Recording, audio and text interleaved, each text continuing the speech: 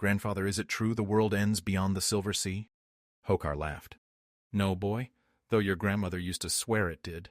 Perched upon a wooden crate, peering out at the gathering dark, sat Hokar of the Min-Eldereth clan. Upon his knee was a young dryad princeling, his grandson, Rian Min-Eldereth. A scruffy, brown-haired boy sat on his knee. Rayan took after his father in appearance, but whenever he smiled, Hokar caught glimpses of Rihanna in him. The small bonfire beneath them flickered, casting pale orange light that danced around the surrounding rocks and trees, making them look as if they were aflame. Hokar held Rayan tight around the waist, whilst the boy was rocking left to right, pretending to swing a sword using only a small stick that had fallen off a nearby tree. "I cannot wait to be a soldier like Daddy," Rian exclaimed, unaware of how loud his voice traveled at their current location. Hokar stared for a few seconds into the night, wondering about the words his grandson had just spoken. He knew Rayan was too young to grasp the true gravity of the situation the elven folk found themselves in, but he knew he would eventually need to. "You will be a handful when older, won't you?" said Hokar, laughing off the initial blankness he just had. A sudden voice came from behind them, soft but passionate. "You're holding that wrong," spoke a girl standing a few feet behind them. Rian swiftly turned and looked over his grandfather's shoulders to see a young dryad girl with her arms folded. "I am not," he spat back in reply. "You are," she muttered, hands twitching as if she wanted to run over and snatch the branch to show the boy exactly what she meant. Within her grasp was a larger stick, bent around the center and connected at both ends by rough string to look like a makeshift bow.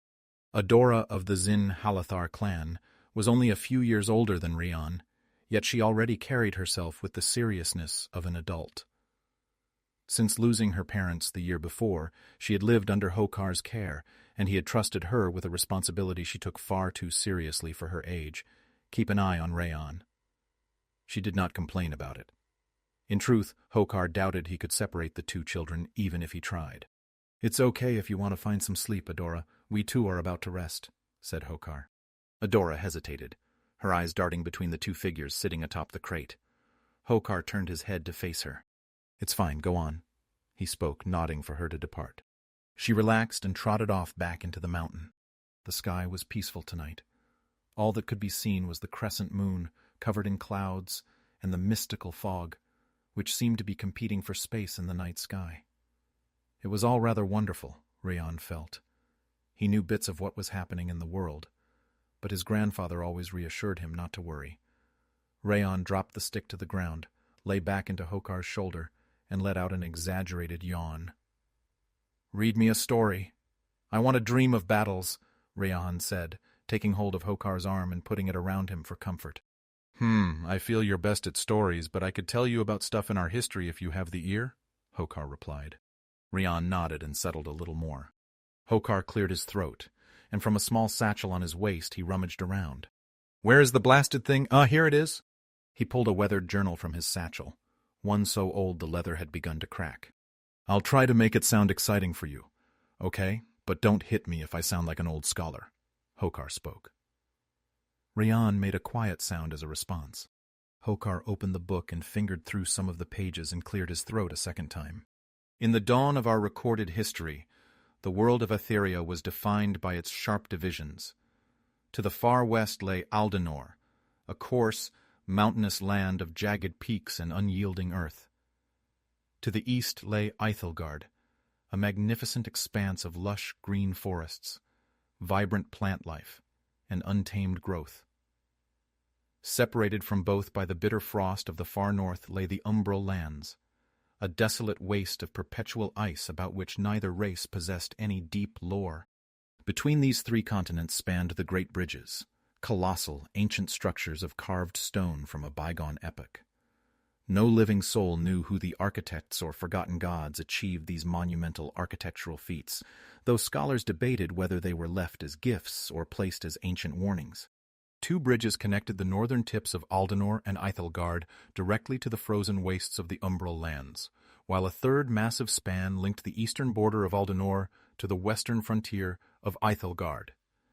These stone crossings were the only known pathways of transit, for the surrounding seas remained a wild, untamed frontier. This was particularly true of the Silver Sea to the south, named for its mystical iridescent properties. Day or night, its waters shimmered with a beautiful yet unnerving silver light. Voyagers who sailed near its northern fringes brought back rumors of ancient magical hums vibrating beneath the waves, though few possessed the courage to venture deep into its glowing depths. For centuries, the elven race, who called themselves the Dryads, ruled Aethelgard in undisturbed prosperity. Believing they were the sole intelligent inhabitants of Aetheria, they lived entirely without fear. They wandered far and wide across their verdant continent, cultivating a golden age defined by unparalleled joy, sublime art, and natural beauty. However, as their population expanded westward toward the Great Bridge, their peaceful existence met a jarring reality. They discovered they occupied only a fraction of the world, and that they were not alone. Beyond the Western Bridge lay a stubborn, hardy, and highly resilient race of humans, whom the Dryads designated the Nostramads. This race was an assortment of men, women, and children who had carved a meager existence out of the harsh mountains of Aldenor. While the encounter was a source of wonder for the gentle elves, the shock of the discovery quickly turned to primal fear for the humans. A suffocating fog of distrust and apprehension immediately settled over both peoples. As the two factions began to converse, they quickly took measure of each other's societies. The Nostramads, however, were far swifter at identifying their counterparts' vulnerabilities. Raised in a coarse environment where survival meant knowing how to hunt and kill from early childhood, the humans were naturally adept in the brutal arts of weaponry and military tactics. Conversely, the Dryads were practically unarmed. Death was entirely foreign to their peaceful culture, and they carried only slender bows for the rare occasions when the natural balance required them. Anticipating an imminent invasion from the east, the Nostramads chose to strike first. Suffering catastrophic and unprecedented losses, the peaceful Dryads were ruthlessly driven across the bridge, forced to retreat deep into their ancestral forests. Yet this retreat failed to pacify the aggressive human clans. What followed was a relentless, grinding war of attrition between Aldenor and Aethelgard. Driven by a desperate instinct for survival, the Dryads proved to be terrifyingly adept learners. Over the decades, they mastered the grim, dreadful martial skills required to defend their borders, eventually repaying the Nostramads in kind with equal measures of bloodshed. This bloody era would rage across generations, remembered in our journals as the 200-Year War, the sacred cycle, and the tragic birth of the Shades. The human warlords never understood the true reason behind the elves' profound reluctance to fight, a spiritual truth far deeper than any mortal mind could comprehend. To the Dryads, every elven life was a sacred vessel. Their spirits belonged to a continuous cycle of reincarnation. As an elf aged across centuries and felt the natural desire to rest, they possessed the unique spiritual agency to consciously choose the time of their passing. When death was embraced willingly in this manner, the spirit remained pure and unblemished, transitioning seamlessly into the ancestral life pool. There the spirit would rest until it was reborn into a later generation, allowing legendary heroes and wise leaders to reclaim their ancient family names and guide their people across millennia. The tragedy of the war shattered this sacred cycle. The Dryads discovered that if an elf was violently cut down on the field of battle, their life was stolen prematurely. Traumatized by this unworthy death, the spirit became maligned, warped by the sudden shock, terror, and grief of the slaughter. Instead of returning to the ancestral life pool, these broken spirits transformed into shades, invisible, restless phantoms doomed to wander the mortal plains of Aetheria, forever unable to find their way home or achieve eternal rest. As the war dragged into its 100th year, something monstrous began to stir within the dead silence of the far north, a realm of perpetual ice that neither men nor elves had ever explored. The elven elders recorded conflicting theories regarding the origin of this emergent entity. Some hypothesized it was a localized manifestation born from the collective malice, hatred, and immense bloodshed of the warring factions below. Others believed it was an ancient primordial terror that had simply slept beneath the permafrost since the creation of the world. Whatever the foundational truth, the presence of the entity began to bleed south. Feeding continuously upon the harsh, negative atmosphere of the umbral lands, it steadily amassed strength, will, and a malevolent consciousness. It took the name Umbara. As its intelligence expanded, so too did its hunger. It no longer wished to feed merely on ambient malice, but craved a more concentrated, potent source of power. It lusted for the wandering shades.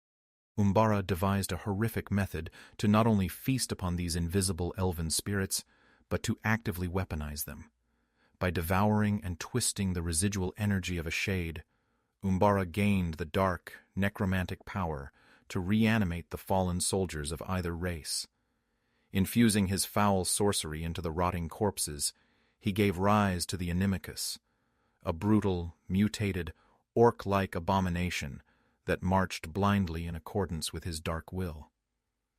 Yet, the entity kept his creations hidden in the deep trenches of the north, refusing to reveal his armies until his grand machinations were fully realized. By the close of the 2nd century of conflict, the Nostramads had secured a decisive military advantage, pushing the desperate Dryad forces to the absolute eastern edge of Aethelgard. With their backs against the endless eastern ocean, the surviving elves fled into a steep, hidden mountain valley. Deep within this valley towered Mount Calum, the highest peak on the continent and the final sanctuary of the elven race. The mountain was naturally fortified by a mystical, heavy fog that continuously erupted from a great watery gorge at the heart of the continent, a grand chasm that had split the land over centuries of geographic upheaval. This misty chasm was the primary barrier between the two races, passable only by traveling many leagues north or south where the land still held together. For several months, an unprecedented peace held.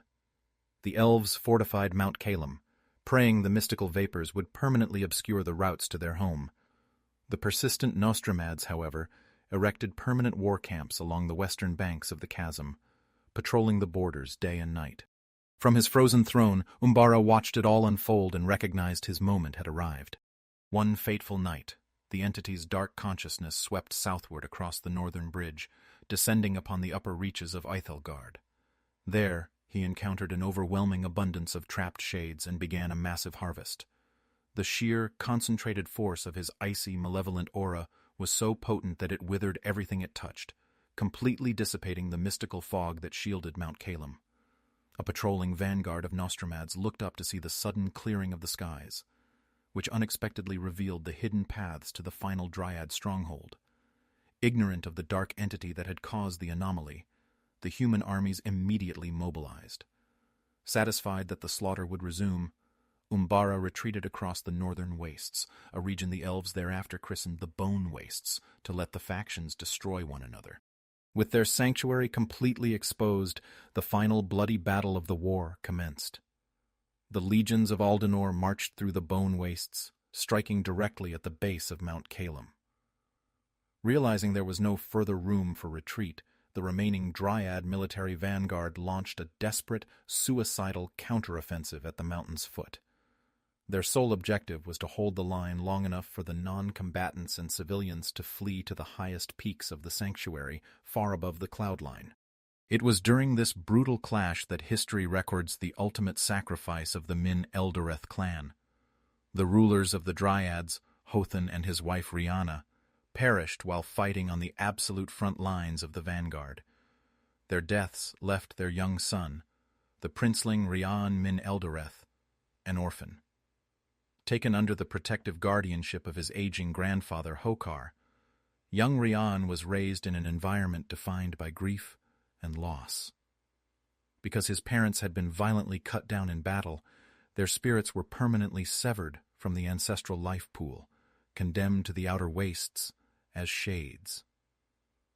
As the last of the elven survivors scrambled above the cloud line, they looked down upon their burning, forested homeland one final time.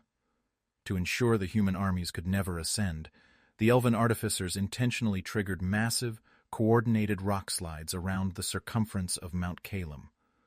Dislodging thousands of tons of ancient stone from the peak, they completely shattered the paths and buried the mountain entrances under an impenetrable wall of rubble.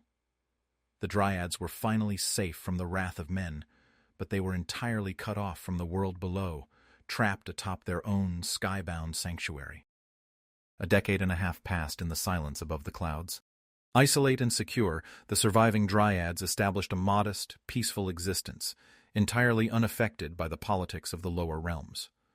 Over these 15 years, the master engineers, sculptors, and delvers of the mountain clans pooled their collective knowledge to achieve a marvelous feat of engineering, the Pillar of Calum.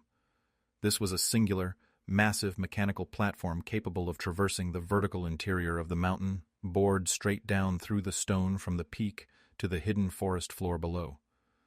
Operated under the strict supervision and authorization of the elder chieftain Hokar, this secret passage allowed select hunting and gathering parties to descend and secure provisions for their people. Below the clouds, however, the abandoned forests of Aethelgard grew wild, dense, and remarkably dangerous without the maintaining hands of the elves. The shadows beneath the canopy deepened into a frightening twilight, deterring even the boldest Nostromad scouts, who chose instead to watch the region from the safety of the Nostromad barricade, a massive stone fortification erected along the eastern border of Aldenor.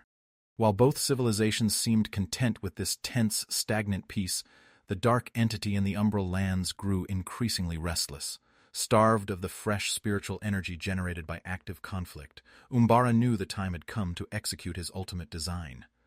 Recognizing that his inimical creations could not force their way up the vertical sheer cliffs of Mount Calum, and that the simple slaughter of humans yielded no shades for his harvest, he began to deploy stealthy raiding parties and unseen spies across both continents. Each small strike was meticulously engineered to rekindle the ancient embers of fear and dread between men and elves, slowly tipping the balance of Aetheria toward total ruin. There are many ways to lose a person. Some are taken by war, some are taken by time, and some simply walk beyond the horizon and never return. Hokar closed the worn book and set it beside him on the crate. He then rested his hand upon Rayon's shoulder. "Whatever happens in your life, Rayon, remember who you are." The old Dryad smiled and looked into his grandson's face, who was now fast asleep and had been for some time. "For that is the one thing nobody can ever take from you."